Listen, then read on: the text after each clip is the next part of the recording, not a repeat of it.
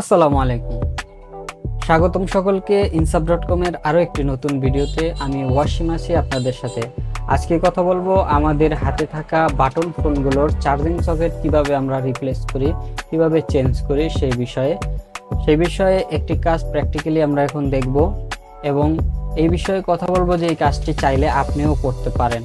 আপনিও চাইলে পারেন আপনার দক্ষতাকে কাজে লাগিয়ে পছন্দ করেন মোবাইলের সার্ভিসিং এর কাজ, মোবাইলের টেকনিক্যাল যে কাজগুলো আছে এগুলো অনেকেই পছন্দ করেন, তবে অথবা সঠিক গাইডলাইন পান না যে কিভাবে আপনি শুরু করবেন। এই বিষয়ে আরো বিস্তারিত কথা বলবো ভিডিওর শেষে, তাই ভিডিওটি না টেনে পুরো ভিডিওটি দেখার অনুরোধ রইল।